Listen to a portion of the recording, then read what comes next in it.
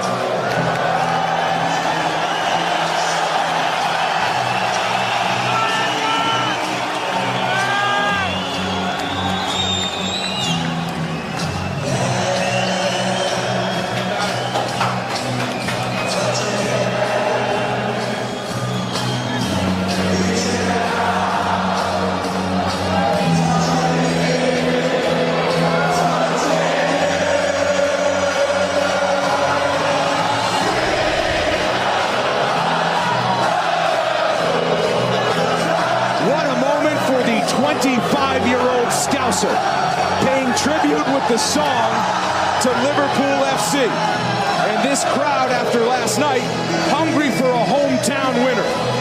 Darren Till has proven to have the skill so far in the Octagon. 16 wins, 0 losses, 1 defeat as a professional mixed martial artist. He has the self-belief that cannot be questioned. He also has the soundbite, and with good reason, this guy is a rising star. Most definitely. Look how he's commanding this arena right now. Everybody's on their feet. Everybody's here to see Darren Till. He's a 25-year-old man. It's amazing that he's been able to do this in such a short space of time with such a dramatic win over Cowboy. He calls out Wonder Boy. He's brought the UFC to Liverpool, to the Echo Arena. Now he's walking up. Listen to this. It's a moment he has willed into existence in his hometown, in Echo Arena, which he calls his Madison Square Garden.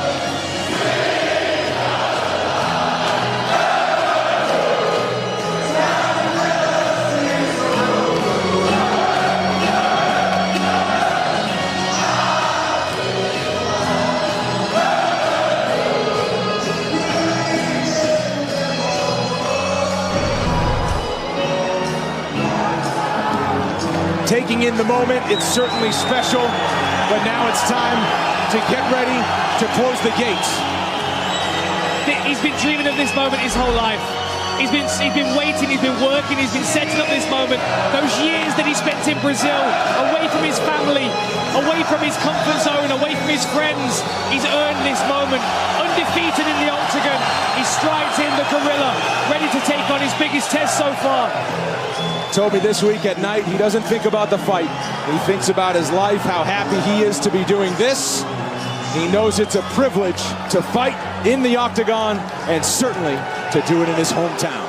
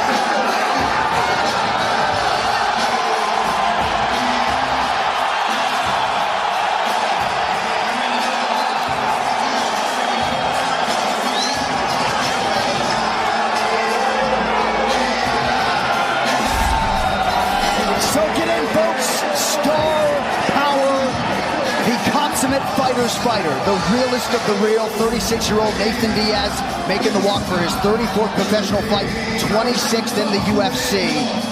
And when you fight this man more often than not, it is the biggest night of your professional life. We will see how Diaz does tonight. as a decided underdog, at least on the betting side against Leon Edwards. Well, his legacy is cemented by the love of the fans. And I think that really came to fruition in the Conor McGregor fight. He was a star before that, but when he submitted Conor McGregor in a gigantic upset and then grabbed the mic and said what he said, the whole world went crazy. I mean, everyone's been on Nate Diaz kick since then. He's been up and he's been down since then, but the man is still, he's still a world-class fighter who loves to compete. He loves to get in there, and he brings with him a lot of pressure. What he is, when you see Nate Diaz across the Octagon from you, you realize, like, wow, I am in the Octagon with a legend. And you know what? He's been who he's been the entire time. That's what I love about Diaz, the Diaz brothers. They're no nonsense, they're all business, baby. And he's here to fight.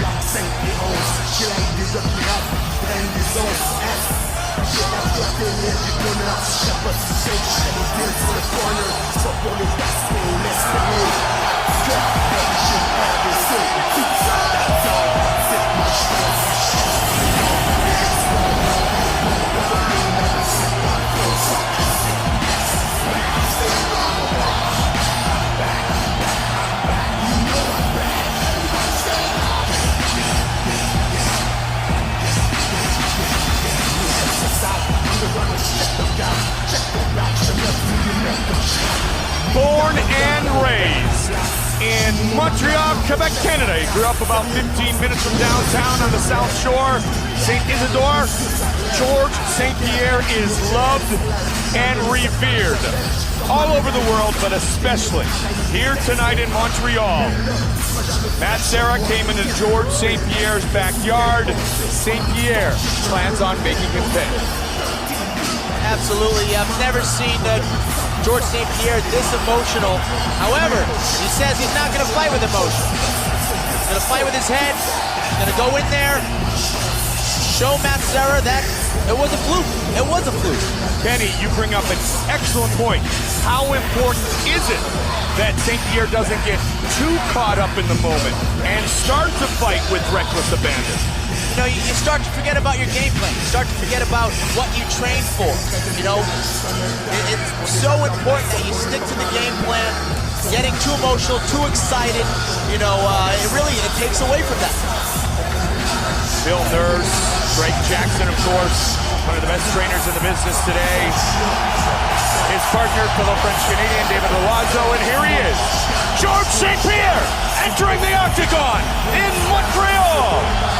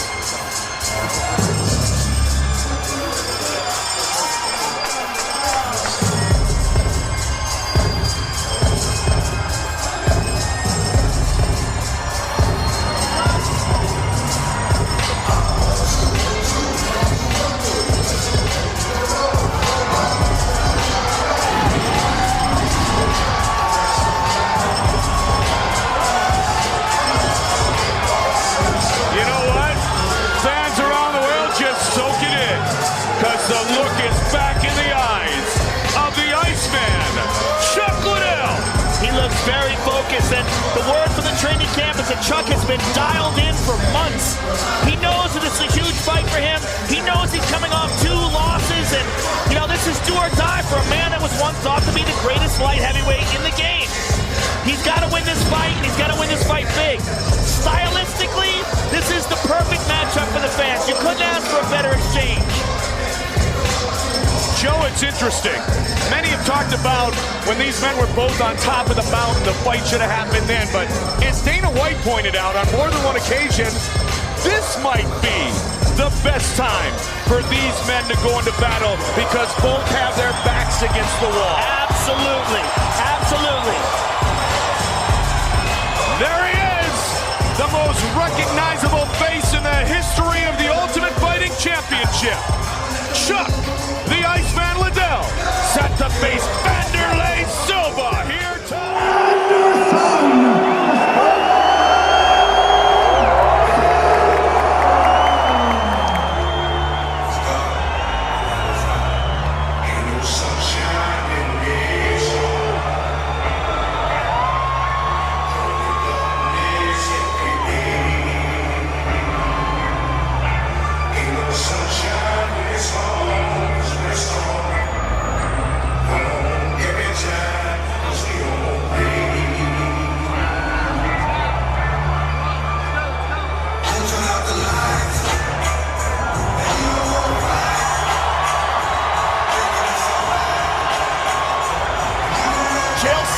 is standing in front of the Octagon, waving in Anderson Silva as he comes into the arena. It just continues to get better and better, but no one has ever been more dominant than this man. 14-0 in his UFC career. That is a record for consecutive victories. 9 title defenses, a UFC record. The highest striking accuracy in UFC history. 10-0 in championship fights. He won the belt in his second UFC fight. He looks to defend it for the second time tonight against Chael Sonnen.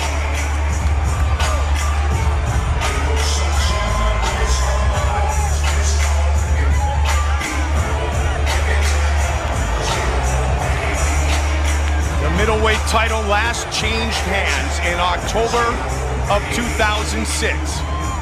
That's when it left Rich Franklin, and it has been around the waist of Anderson Silva ever since.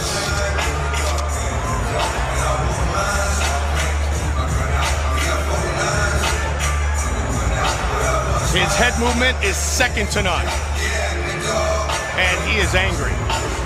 He is insulted, and he is more motivated than ever before. His good friend, Ed Soros, who has been at the end of a lot of the jabs from Chael Sonnen over the years, said, I have never seen Anderson like this before. I'm not sure exactly what is going to happen. Yeah, and that's what we've been saying all week. Right? Like, Anderson Silva is a spectacular striker. His timing is second to none. He is just a real magician inside the Octagon. An amazing fighter to watch. If you had to think what style you would bring into the Octagon to compete against Anderson Silva, you would bring in the style that Chael Sonnen presents. We saw what happened in the first fight. We saw the success Chael had, but the bottom line is Anderson Silva won that fight. And he won that fight with his well-rounded skills. He won that fight by pulling off a triangle off of his back.